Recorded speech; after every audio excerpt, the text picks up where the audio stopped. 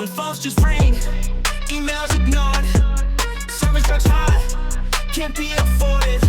You're stuck down low, heat turned off, doors won't lock, emergency lighting off, fire hazards high, no one to fix. One more to say, it's the GSA Way. Hello, welcome to episode 6 of This is the GSA Way, a podcast for GreenSquareAccord residents, set up by GreenSquareAccord residents and supported by our GreenSquareAccord resident support site. In this episode, we're going back to an issue that was reported earlier on one of the housing sector podcasts, blocked pipes and raw sewage. In that episode, we had blocked sewage pipes that were causing sewage to flood into people's homes. Who can forget those pictures? But in case you haven't, I shall show them again. And now we still have the same leaks. We have damp and we have leaks. And GreenSquareAccord have denied it's blamed it on residents. But it actually turns out to be a hole in the roof. So look, we're not going to look at that issue. But as well as looking at that issue, we're also going to go back to one of our early annual reviews. The earliest one I've got is 2016, where they outlined some promises. And we're going to focus on their new annual report that was published early next week, wherever it was, and see what progress has been made, if any.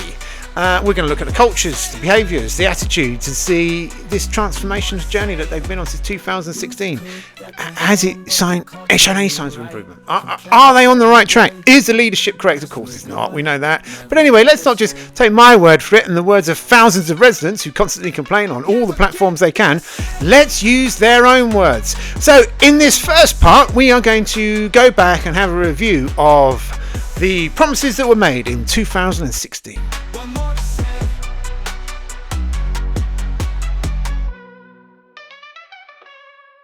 In the foreword of the GreenSquareAccord annual report on July 16th, 2019, Board Chair Robin Bailey wrote, "Our customers are telling us we need to improve our responsive repairs service, so this will be a priority for the year to come.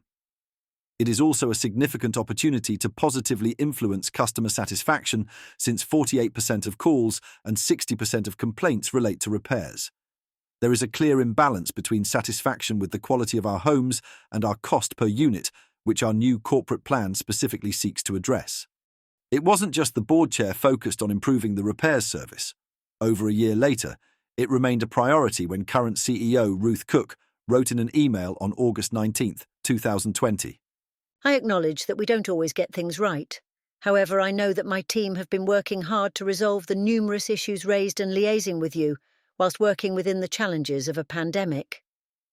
Your meeting with Emma Stone, Head of Neighbourhoods, in March was swiftly followed by the national lockdown. As you know, government guidelines have significantly restricted the services we have been able to deliver since March, and the situation has affected the availability of colleagues to carry out services other than to those most in need during this period. Whilst this does not excuse prior occasions where we may have fallen below your expectations, I do hope that you understand over the last few months our desire to do more has been hampered by circumstances beyond anyone's control. We are now beginning to restore some of our repairs services, and this is why name redacted Head of Property Services has been in contact with you to agree a plan, picking up from your meeting with Emma. In a follow-up email on the 27th of August 2020, Ruth Cook outlined her plans to improve GreenSquareAccord's, then GreenSquare service offering, as detailed in her first corporate strategy. This strategy has since been relaunched twice, each time with an extended timeline, as of the publication of this podcast. We've recognised the need for GreenSquare to refocus its efforts on being a great landlord and have launched a 3-year corporate plan to deliver this change. The plan features much that will benefit customers, including transforming our contact centre so that we can fully resolve most queries straight away, strengthening the ways in which we obtain feedback and collaborate with customers and use what we learn to ensure customers are at the heart of change and decision-making, continuing to improve our health and safety and compliance management so that the safety of customers in their homes is assured, transforming our repairs and maintenance service, ensuring all existing properties meet a GreenSquare standard, which ensures that a property is safe, warm and affordable, with modern components, and providing 1,500 new homes for truly affordable rent and home ownership between now and 2023. Although, as mentioned above, We think a merger with Accord will result in more resources being available to deliver these plans. GreenSquare is already financially strong. We recently completed work to harmonise terms with existing and new lenders and agreed new revolving credit facilities and borrowing. This puts us in a really healthy position to manage the business more effectively and gives us increased capacity going forward, supporting the development of more new homes and better services for our customers. Okay, so there we have it in their own words. The issues back in 2016 or 2015, because that was a 2016 annual report. It's complaints about the quality of homes, the repair standards, the response times to repairs. So that's the issue. That's stated fact by GreenSquareAccord. Let's have a look at their current annual report and see if there's been any improvements. Based on the information extracted from GreenSquareAccord's 2024 annual reports, it appears that there have been some improvements in repairs, but significant challenges still remain. Improvements: reduction in backlog. The backlog of repairs, a major issue for customers, was reduced from 11,630 to 6,971 during the year, marking progress, though a considerable backlog still exists. Right first-time repairs. The percentage of repairs completed correctly on the first visit increased from 81% to 90%, reducing the need for repeat visits. Emergency repairs. 100% of emergency repairs were completed within the 24-hour target, showing strong performance in handling urgent issues. Bringing repairs in-house. Gas and electrical repairs were brought in-house, which is intended to improve the consistency and quality of service delivery by reducing reliance on third parties. Investments in maintenance. GreenSquareAccord significantly increased its investment in repairs and maintenance, with £22.1 million spent on proactive upgrades in 2023 to 2024, and a further £23 million planned for 2024 to 2025. Ongoing challenges. Customer satisfaction. Stagnation. Despite improvements, customer satisfaction with repairs remained at 88%, showing no increase from the previous year. This suggests that the improvements have not yet translated into a noticeably better experience for residents. Persistent backlogs. Even though the repair backlog was reduced by nearly half, 6,971 outstanding repair jobs remain, meaning many customers are still waiting for their issues to be resolved. Delays in non-emergency repairs.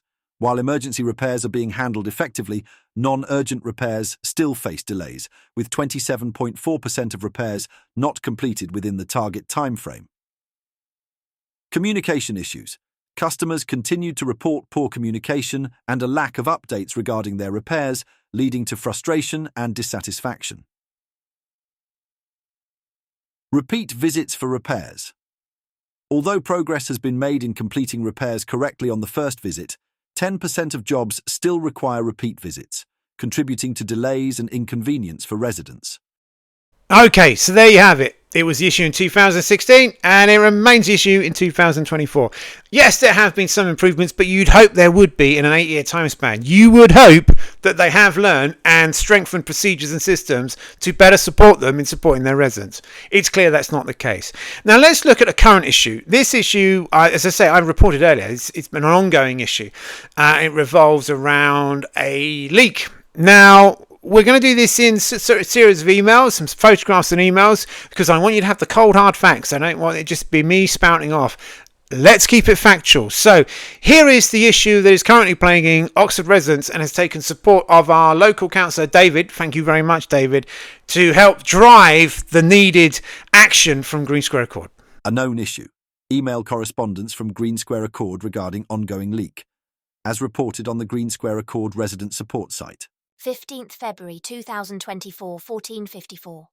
From GreenSquareAccord Customer Services. Good afternoon. Thank you for your email regarding the leak. I apologise for the delayed response. Unfortunately, I am unable to view the attachment you've sent. Please confirm where the leak is coming from to get this raised. If it is near electrics, please call the contact centre for an emergency repair. 27th February 2024. 13:25, from GreenSquareAccord Customer Services. Good afternoon. Thank you for your email regarding this leak, and I apologise for the delay. I can see this was raised on the 24th of February and has now been completed on the same day. If there is anything else I can help with, please do not hesitate to contact me. 1st March 2024, 15:41. From GreenSquareAccord Customer Services. Good afternoon. Thank you for your email regarding the communal leak. I apologise for the delay. I have checked the information, and the earliest report we had was on the 23rd of February. I apologise if it was discovered earlier. I am pleased to hear the issue is resolved. Despite GreenSquareAccord's repeated claims of having resolved this issue, it remains unresolved to this day. This raises serious doubts about the accuracy of their recorded statistics, the figures they publish, their internal systems, and their ability to effectively track and respond to repair requests. GreenSquareAccord has made multiple visits, but continues to place blame on residents. Their engineers provide one set of information, while the home ownership team responds with conflicting statements, again deflecting responsibility onto residents. Residents coordinated to have our local MP and councillors present during a recent assessment by GreenSquareAccord's team, highlighting the urgent situation. As a result, we are collectively questioning the integrity of our homes and whether GreenSquareAccord can genuinely be trusted to uphold the basic rights of its residents. Urgent leaks, flat 5 and 11, Maureen Christian House. Date, 11th September. 2024. Dear all, an update from us. Sally and I have severe new damp patches in our homes. Mine are now in my living room and coming through my living room carpet. I've used the moisture probe and found 4 large wet patches in my carpet, more than 20% on the probe. I have new patches on my bedroom floor, wardrobe and damp coming through the original spots in the hall. I am devastated by this. For reference, I moved out a few weeks ago because I can't live like this anymore. My home no longer feels like my own, and I hate being here. It is affecting my physical and mental health on a level I've never experienced. After the rain last night, Sally alerted me to the situation as she had found new wet in her bathroom hall and airing cupboard. As you know, Sally has 2 sons, aged 13 and 11, who suffer with severe asthma, which has been significantly worse this last year, more than likely exacerbated by the damp environment that they are living in. Our homes are a health and safety hazard at this point. Having been in a functioning home for 2 weeks, returning here feels like a punishment. This confirms our deepest fear that the leaks are not our doing and part of a much wider issue in this hellhole of a building. As I am sure you are aware, there are new leaks in the car park since the rain. A neighbour has informed us that your team were here responding to a hole in the roof today. I am heartbroken and furious beyond belief. I am done being respectful and patient. I expect one of you to call me tomorrow and tell me exactly how and when you intend to rectify this horrific issue, which has already gone on for more than 6 months. This is a huge repair job. Not a quick fix with mould spray or a washer, also not caused by condensation from my kettle. I am so insulted that you would even suggest something so ridiculous. GreenSquareAccord are abhorrent landlords, and I intend to take legal action, as my entire home has been demolished by this issue. I need to replace my bathroom and my flooring across my whole flat. GreenSquareAccord resident. Good morning, Lanisha. Can you confirm you have received my email attached? I have done a search of my inbox and cannot see a reply to this email. Please, can you confirm you are still using the dehumidifier that was provided in the other rooms within your property? We have also made direct contact with your neighbour, but again, if you speak with her again, can you advise her that she needs to make direct contact with GSA to discuss the issues within her property? Kind regards, Assistant Home Ownership Manager. Let me just interrupt that for a second. A dehumidifier is going to pull out moisture from the air.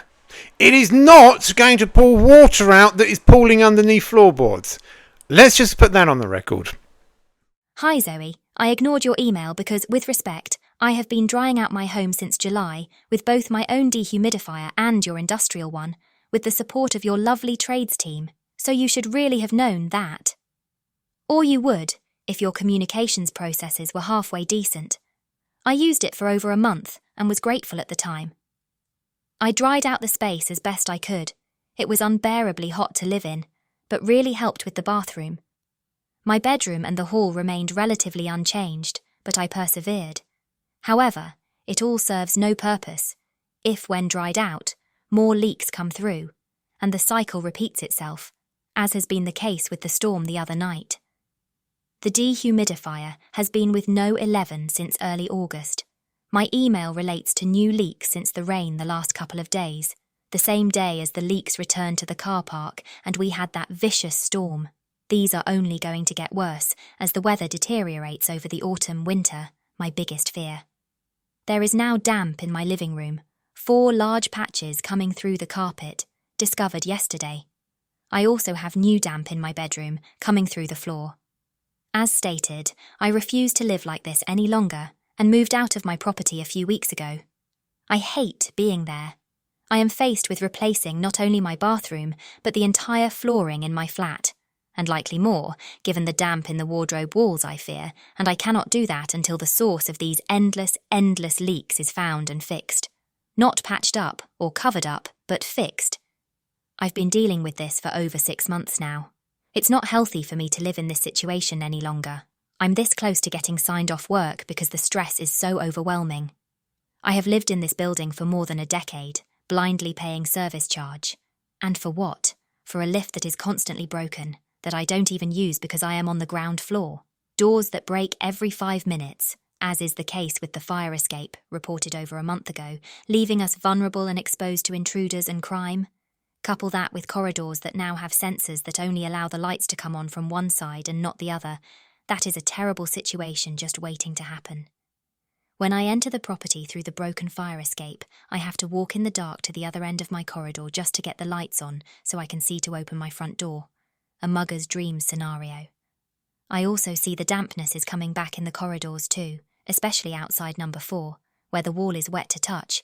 I guess you better send someone over with £1 mould remover and tick the box that you have solved the problem, when we all know that you haven't. I am also informed that despite being told by David that the roof was fine after your crane inspection a few months ago, the scaffolding is back up to repair a hole in the roof. Interesting. If I sound hostile and angry, it is because I am. I am not in any way being abusive or disrespectful of you personally. My issue is, and has always been with GreenSquareAccord and this catastrophic stream of issues in recent years. We are all fully aware of what is going on with the company and how bad the situation is. All I care about is my home and restoring it to the way it was, which is beginning to feel impossible.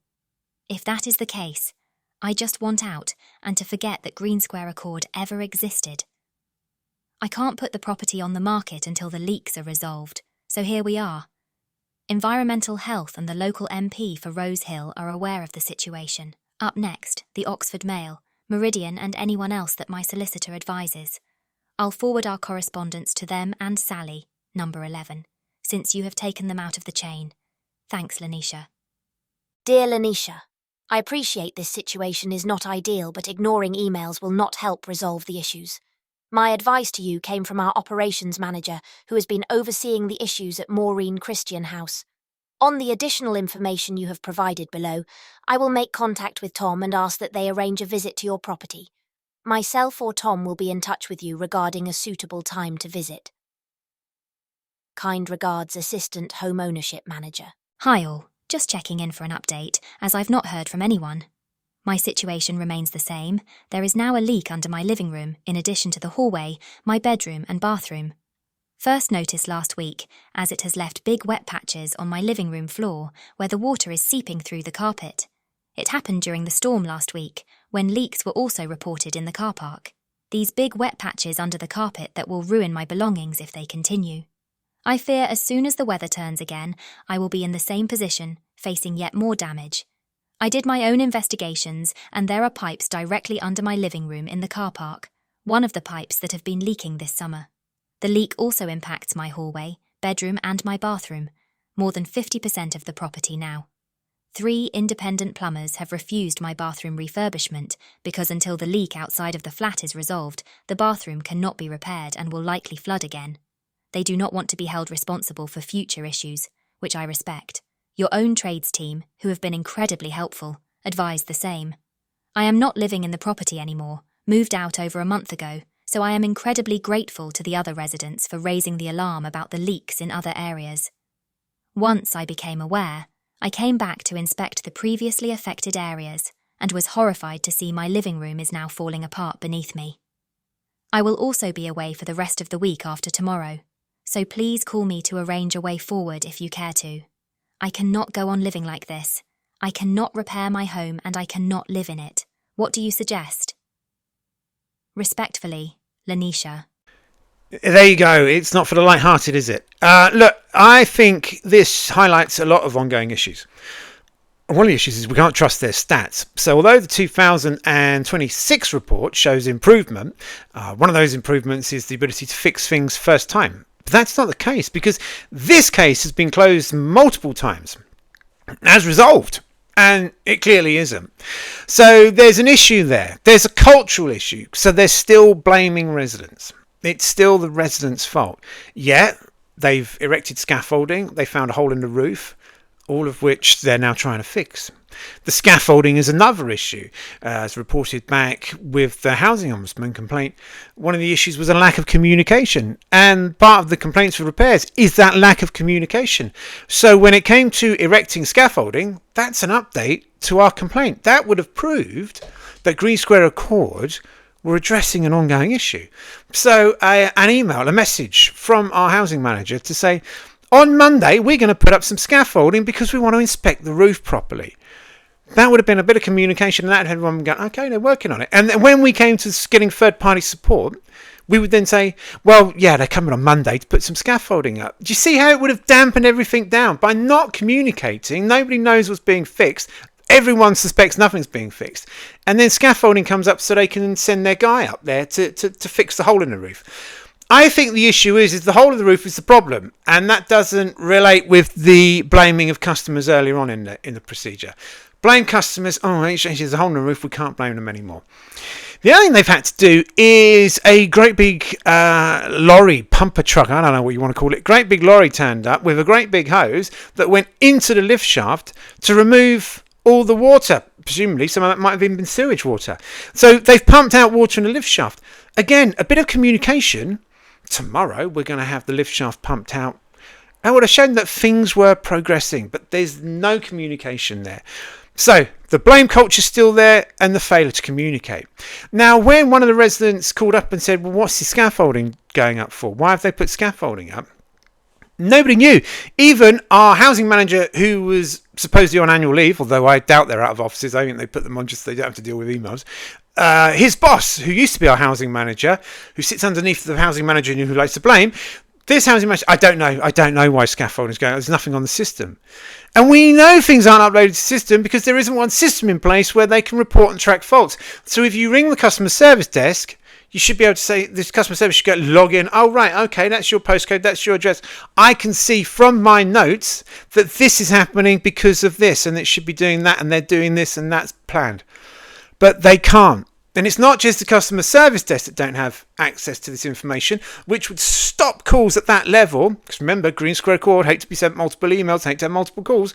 It would stop that call at that level. Oh, right, okay, so I'm calling in. It's being dealt with. Scaffolding is because of this. Thank you very much. Action being taken, confidence restored. I sit back and I wait.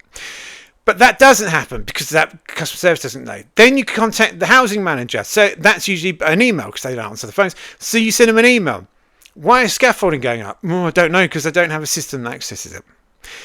It's not just a system that doesn't have access to shared records. So we know what each department, so GreenSquareAccord internally know what each department is doing so they can track the progress and then effectively communicate the progress to the customers. They don't have that. They don't have plans for the building. It took our councillor, David, God bless him, took him to get some plans for GreenSquareAccord because as we know, they said, GreenSquareAccord admitted to us, we don't have plans. They should have been in a filing cabinet, but they're not. They don't have plans to this building. So there we go. It's a cultural, it's a system, it's a record keeping. It's a lack of plans, isn't it? So that's why they don't have the ability to progress things. That's why they still fail. And that's why they're going to continue to fail. And now, of course, with them selling off dilapidated homes, we'll just have to think, are they just pocketing the service charge? Taking that nice chunk of change, not doing anything, doing very little, and then they sell off dilapidated properties. That's the thought that comes because, again, they haven't properly communicated why they're selling off dilapidated properties. That's one of my cats who I've mistakenly not fed before recording the podcast. There you have it. Ongoing issue. We'll keep you updated. And finally, some housekeeping. Okay, so a bit of housekeeping. Facebook. I set up the Facebook page to support the residents, GreenSquareAccord resident support site, and I didn't have a personal Facebook page, so I wasn't able to set up a business page, so I set up my page as Residents GSA, and it's as such people can ask for friend requests, which was an error made at the time, but I didn't think any of it would be still up. I didn't think anything would remain as long as it had. The whole purpose behind the website was to get the attention of GreenSquareAccord. Look, you can't ignore issues. If you're going to ignore them, they're going online until you stop ignoring them. You need to engage with your residents. So it was set up on the idea that it will be up. GreenSquareAccord will come to their senses. Hopefully someone higher up will go, why are you ignoring customers? We need to engage with customers. We need to, as they used to say, pump up the voice of the resident. God, what a myth that was. How far we've come on, or how far they've not come since then. So anyway, this Facebook page still exists, and it exists in a way that it kind of shouldn't. But it's serving a purpose. Now, the housing sector, so I think I did set up a Facebook page for Ben Jenkins so I could have a housing sector page. So I think I might be on there somewhere. So the housing sector one is one where people follow and I could post stuff on there. I'm half tempted to close down a GreenSquareAccord Residents one and move it all over to the housing sector, as I am with the website. I was quite tempted to move the website over to the housing sector website because I kind of want to get on to focusing on one of them rather than having two, but GreenSquareAccord make that impossible, don't they? So I'm getting lots of friend requests from people. Now, look, I'm only going to accept friend requests from people who are GreenSquareAccord residents. If you live in Kuala Lumpur, if you live in New Zealand, if you live in Mozambique, you are not a GreenSquareAccord resident, and I'm not sure why you would want to befriend me. So I don't do social media, so I don't really understand why someone would follow it. So if you're sending a request and you're clearly not from, say, Wiltshire or somewhere where I know there to be GreenSquareAccord residents, then I'm not going to accept your friendship. If I accept your friendship and then you start sending me invites to join jewellery pages or candle making classes and stuff like that, if you then use it to sort of try and sell a product, I'm going to have to unfriend you, because it's not me. It's set up to advertise my website. It's to support residents with GreenSquareAccord. It's not to do anything else. If you send me, and this is very weird, if you just send me pictures of yourself, I'm going to get rid of you. Look, I'm a happily married man. For me, there is only my wife. I'm not interested in your pictures. Please don't send me any pictures. If you do, I'm just going to have to unfriend you, because I'm there to support residents of GreenSquareAccord. I'm not there to be sent unsolicited pictures of people. So that's a bit of housekeeping. If you could use the Facebook page, I don't know. I don't know. I might even take it down yet. We'll see how we go. Let me know what you think. Let me know in comments. If you think the Facebook page could come down and you're all happy to follow the housing sector one, maybe we can progress it to there. But who knows? For the moment we have the GreenSquareAccord resident support site, I think it has to stay. But please, it was my fault in the way I set it up at the beginning. Please forgive me. If you're a resident of GreenSquareAccord, please send me a friend request. I will accept it, and it is there for you. So please do that. If you're not, please don't. Letters to CEO. Now, I did take this page off of the main landing page, so you can't find it. But because so many people are looking to report things to GreenSquareAccord and CEO having been ignored, it's found on Google, and I'm getting lots and lots and lots of these. And I'm getting loads for ASB at the minute, probably tied with the thing I did on the housing sector web podcast and website about it. So loads of ASB issues. There's loads of other issues.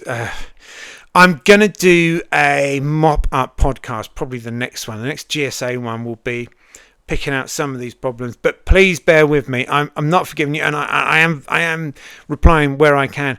I just don't have the manpower, and the traffic has become rather immense. And I think these podcasts have helped with that. So more people are seeing it, more people are hearing it, more people are aware of it. And more people are finding it because GreenSquareAccord are just digging in deeper when it comes to acknowledging customers and dealing with their issues. Some of them are truly heartbreaking. Some of them probably deserve their own podcast. But look, we'll do a mop-up one. We'll do a summary. As regards to the current ongoing legal action with Steve Hayes and his I feel harassed, there's no update from the police. I did sort of seek an update and I'm told that it's still not been filed. So whatever that means, they've still not actually filed it. So it's not progressed anywhere in the over a month that it's been. So we'll keep pressing for an update. In fact, that's on my list of things to do today. Give the police a call, find out what's going on. Once we know, there will be. Oh, there's going to be a podcast and a half on that one. Once we've had that closed, we'll update you proper. I suspect it will be an hour-long one. Okay, that's it for now. Thank you very much indeed. Any questions, any comments, please let me know. Stay strong. Remember, we are in this together. All right, thanks very much indeed. Cheerio. Never get the same. Never get